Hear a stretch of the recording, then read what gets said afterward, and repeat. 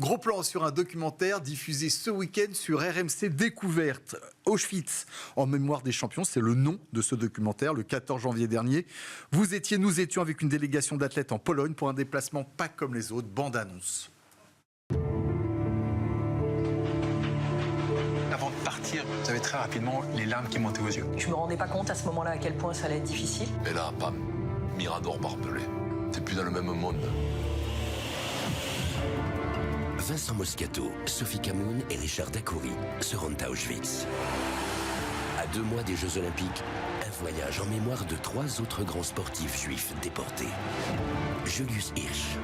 La dernière trace qu'on ait, c'est cette lettre qu'il a jetée du train. Alfred Nakache. Le nazisme lui a tout enlevé et la natation lui a tout donné. Young Perez. C'est des acteurs de l'histoire, des acteurs de la tragédie. C'est dur, c'est très très dur. Je suis écrasé par l'émotion. Inédit. Auschwitz en mémoire des champions. Vendredi à 22h20.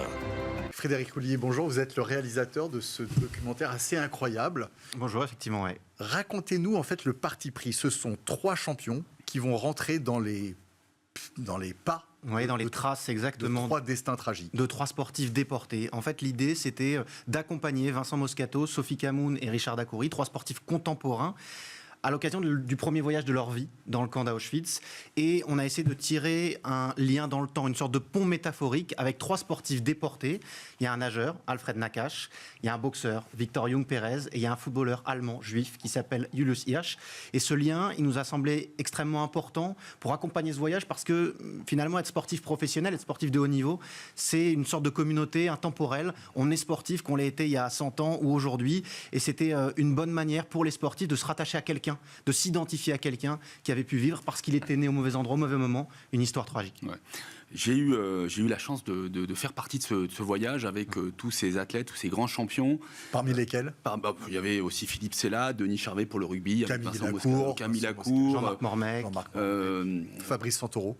Exactement. Et c'est vrai que je trouve que c'est vraiment judicieux de faire le lien de sportif à sportif parce que on est dans un spectacle d'horreur, on est dans une situation où on n'est plus du tout dans l'humanité la plus classique, et la seule chose qui nous ramène, enfin en tout cas pour les athlètes qui étaient présents, qui les ramène à ce qui a pu se passer avec Nakache ou à ce qui a pu se passer avec Young Perez, c'est leur problématique et leur profil de sportif. Sachant que, encore une fois, Alfred Nakache a réussi à survivre à Auschwitz et a même été champion de France de natation par la suite, tandis que Young Perez, malheureusement, y a péri. Non, il y a péri pendant les marches de la mort.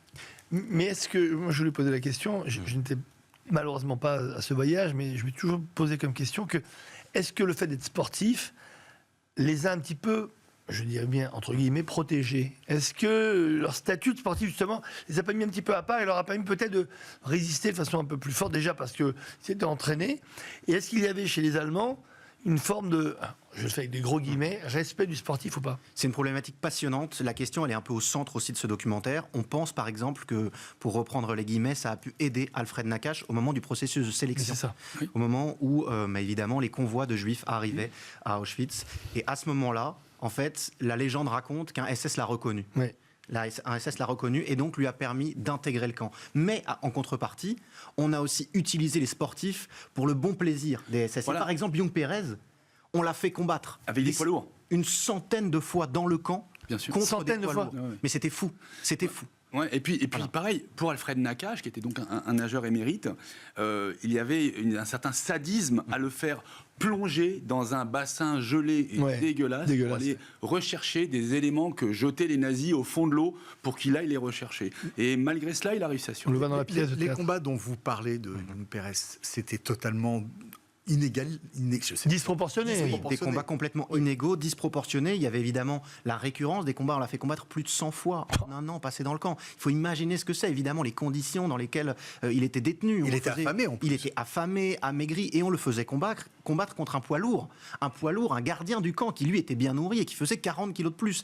Et évidemment, on le raconte dans ce documentaire parce que on s'est plongé dans ces moments-là, des gens, des témoins, des survivants comme Léon Levkovitch, mais aussi des descendants ont raconté ces épisodes à nos sportifs contemporains qui se plongeaient dans les épisodes. Et ce combat de Young Perez, on le raconte et on vous laisse découvrir l'histoire de cette fin dans le documentaire. Et justement, pour capter ces moments d'intensité incroyable de sport, vous avez eu recours à des dessins. Oui. On peut en voir quelques-uns. Alors, on va peut-être en voir certains qui se projettent à l'écran. Voilà, par exemple, celui-ci, c'est le combat qu'on a vu brièvement entre Young Pérez et le poids lourd allemand. Là, c'est le dessin qui raconte l'histoire d'un match de football qui a lieu dans l'enceinte du camp. C'est fou de se dire ça, mais en fait, à l'ombre des chambres à gaz, il y avait des matchs de football. Et il y a une anecdote poignante, terrible, qui est relatée dans le documentaire, où un gardien de foot polonais raconte que entre deux corners, dans le même match de football, eh bien, dans son dos, 3000 juifs venaient d'être gazés. Voilà, là, on voit autre chose. C'est un dessin qui raconte le pseudo-sport.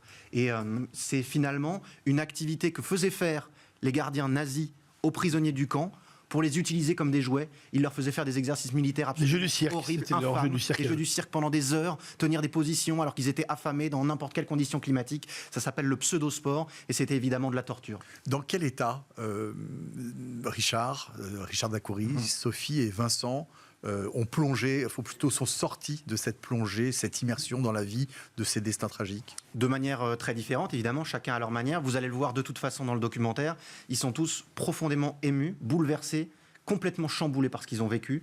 Mais ce que je veux dire, c'est qu'ils ont été d'une aide et d'une collaboration absolument incroyable dans ce projet. Ils s'y sont plongés avec conviction, corps et âme dès le début. Et ils étaient sincèrement intéressés, passionnés par à la fois l'histoire des sportifs qu'ils allaient découvrir, mais aussi par ce voyage à Auschwitz qui, et ils le disent, a changé leur vie. Ouais, et d'ailleurs, je tiens à préciser, pour avoir été proche de Vincent Moscato pendant le voyage, que Vincent s'est déplacé avec toute sa famille, avec ses filles. Et ça a été pour eux à la fois un choc, mais en même temps une information et une expérience qu'ils ne sont pas prêts d'oublier. Pourquoi c'était important de faire ce documentaire, particulièrement aujourd'hui ?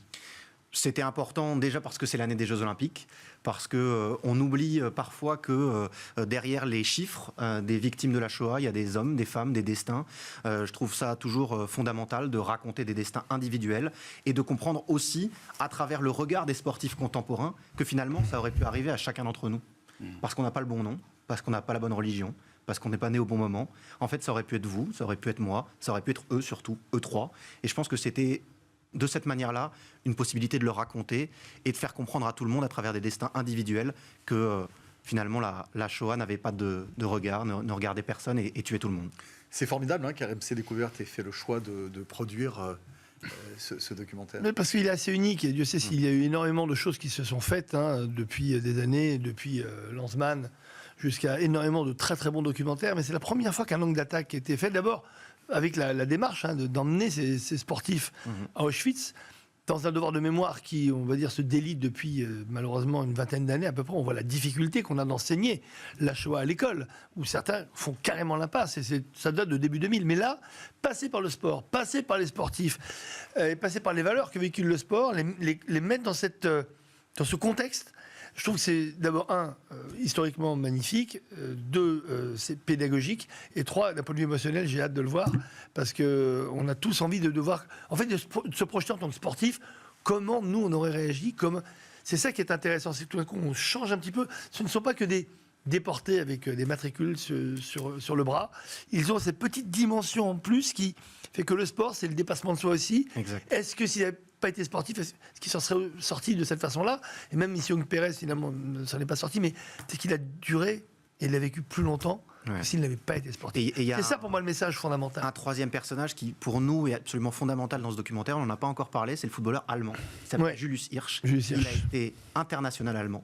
Il a représenté son pays aux Jeux Olympiques. Il a gagné le championnat d'Allemagne. Il était adulé, c'était une star de son époque.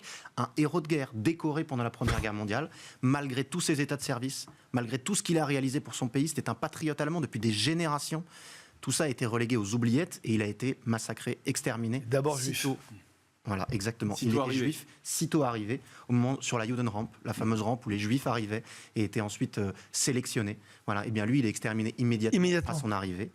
Malgré tous ses états de service, il était juif et rien d'autre. Tout avait été balayé. Parce que même s'il était une star, donc reconnu par tout le monde, il était aussi un symbole. Et les nazis avaient besoin de montrer que, quel que soit votre passé, votre background, vous étiez d'abord et uniquement juif. Et pas seulement, pas d'abord, vous étiez seulement un juif. Et c'était exactement, et ils avaient besoin de ça pour donner un signal finalement politique, pour montrer que même lui, il y passe directement. C'est ça le plus grand machiavélisme, ce cynisme absolu du nazisme. Merci Frédéric Roulier. Merci à vous. Merci On beaucoup. est donc très très pressé de Ouais. découvrir vos documentaires Ouais. que j'invite tous nos téléspectateurs et toute la communauté de Franck, de Mickaël et ma petite communauté à voir sur RMC Découverte ce week-end.